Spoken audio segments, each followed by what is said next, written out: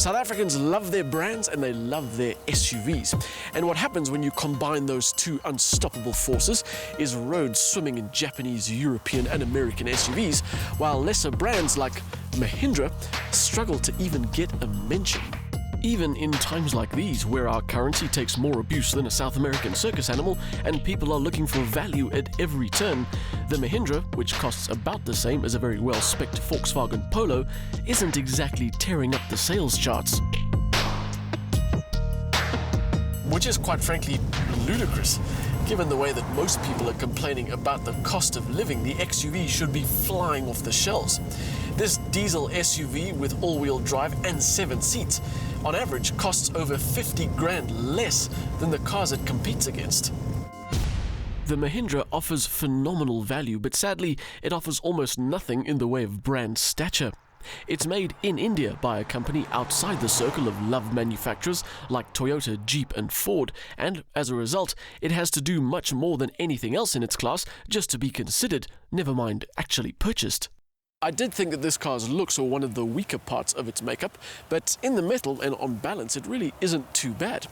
There are some design details that look like they're trying too hard, like the door handles, but it definitely has its own style and it has a certain presence.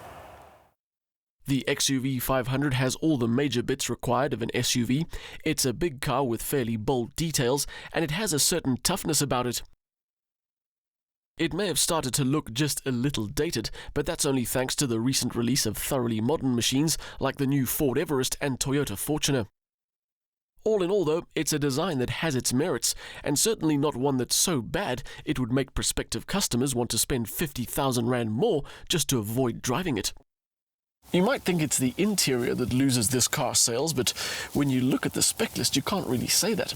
It doesn't have proper luxuries like keyless operation and an electric tailgate, but it does have everything else from climate control to sat-nav. It also has cruise control and Bluetooth. It even has voice command. Mahindra have also created an app for the XUV500, which is fairly basic, but it proves that this car is adding value at every possible point. There is a tiny bit of room for concern when it comes to some of the materials. The plastics are a little on the hard side, and the wood grain pattern isn't very attractive. But then the touchscreen interface looks good and generally works well too. In terms of utility, it is a full 7-seater, the rearmost seats fit nicely into the floor, and what's left over is a decent-sized load space. Passenger space is also what you'd expect from an SUV, with all passengers benefiting from decent room all round. The 2.2-litre turbo diesel with 103 kilowatts and 330 newton meters is the only choice in the XUV500, as is the 6-speed manual gearbox driving all 4 wheels but without low range. Despite the lack of choice, the drivetrain is one of the standout features of this car for one simple reason: the low-end shove, which is fantastic. It means no matter what gear you're in, it always responds really well. The downside of that bottom end? Well, that's where all the shove is.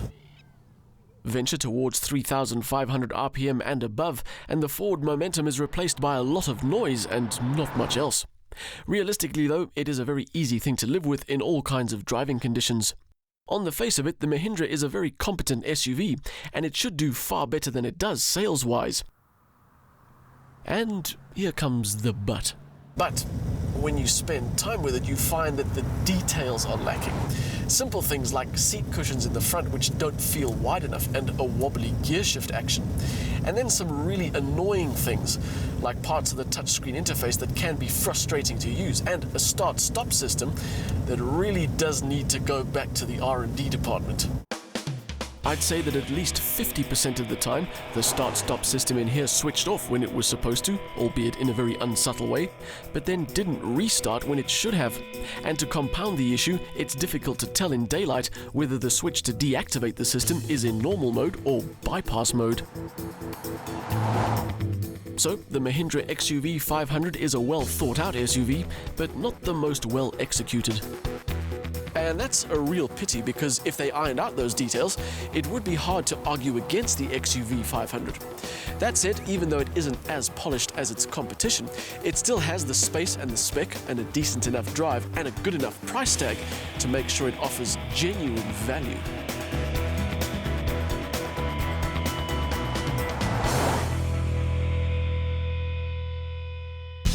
The Mahindra XUV500 is easy to live with thanks to a motor with lots of low-down shove, matched to an interior that's very well spec'd at the price.